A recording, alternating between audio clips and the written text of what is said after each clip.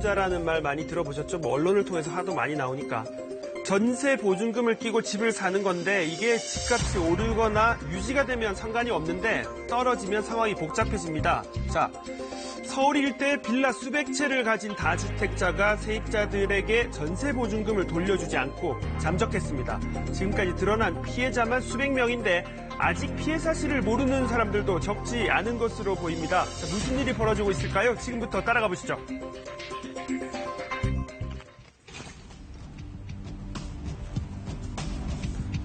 서울 강서구의 한 주택가입니다. 신혼부부와 사회초년생들이 거주하는 다세대 주택과 신축 빌라들이 많이 들어선 골목인데요.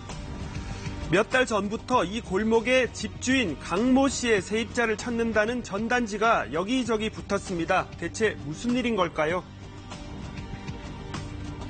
집 근처에 저기 전봇대 같은데 몇 군데 붙어 있었거든요. 한번 들었는데 부동산 이거 사기다가 한꺼번에 되게 많이 사기당했다고. 전단을 붙인 사람은 강 씨에게 전세 계약을 했던 세입자들이었습니다. 이렇게 모인 강 씨의 세입자들만 현재 100가구가 넘습니다. 이사 온 시기도 사는 곳도 모두 다르지만 공통점은 하나, 바로 집주인이 강 씨라는 겁니다. 피해자가 작은 방에 있을 때는 아마 한 20명 정도였었어요, 초반에. 세입자들이 집주인에게 문제가 있다는 걸 알게 된 건 올해 초였습니다. 강 씨와 도통 연락이 닿지가 않았다는데요. 전화 착시 금지였어요. 전화 일체 통화 안 되고요. 저 같은 경우에는 3월달부터 집을 알아보고 있는 상황이었어요. 이사를 가려고 뭐 아파트 좀 알아보고 있었거든요. 그런데 휴대전화는 착신 금지에서 결번이 됐고 이 계약서에 쓰인 주소는 빈집이었습니다. 전세 계약을 진행했던 부동산마저 폐업한 상황. 계약 만기를 앞둔 세입자들은 까맣게 속이 타들어갔습니다. 대부분 다 첫 집, 그런 거죠. 첫 전세로 들어와서 살고 있는 거고 좀 살다가 나갈 생각이었었는데 이런 상황이 터진 거죠. 그런데 집주인 강 씨 측은 대리인을 내세워 이렇게 나왔다고 합니다. 전세 보증금을 돌려줄 사정이 안 되니 집의 명의를 사과라며 적반하장으로 나왔습니다. 근데 대리인이 그러더래요. 매매를 빨리 하는 게 좋을 것이다. 아니면 더 큰일 발생된다. 그런데 문제는 이 일대에 이런 피해자가 강 씨 세입자들뿐만이 아니었습니다. 자, 신혼부부인 A씨 부부는 지난해 10월 집주인 이모 씨와 전셋집을 계약했습니다. 저희 집은 총 2억 500이고요. 집을 많이 하는 위해서 진짜 그 집을 해야 되고 1년 동안 그대로 다 모아서. 그런데 올해 1월부터 하자 보수 문제로 이 씨에게 연락을 했지만 지금까지도 감감무소식입니다. 한번 가보자. 집이 주소가 있기 때문에 가봤는데 이때 그 편지통에다가 메모지 2개가 있었는데 한 개는 그 계약 다 만기된 상태인데 연락이 안 돼서 연락 부탁드립니다. 또 한 개는 저희랑 똑같은 상황 뭐가 고장이 나서 연락 부탁드립니다. 이렇게 집주인 이 씨가 살던 집엔 이미 다녀간 또 다른 세입자들의 흔적으로 가득했습니다. 서울 구로구의 한 신축 빌라입니다. 이 건물의 절반이 넘는 집이 이 씨 소유인데요. 자기가 되게 어렵게 생활을 해왔기 때문에 다 어떤 마음으로 이 집에 사는지 대충 짐작이 간다고 얘기를 하셨고 그래서 이 집에 되게 오래 살았으면 좋겠다고 얘기를 하시더라고요. 전세금도 올리지 않을 테니 오래오래 살라던 집주인 이 씨. 하지만 올해 초부터 잠적한 겁니다.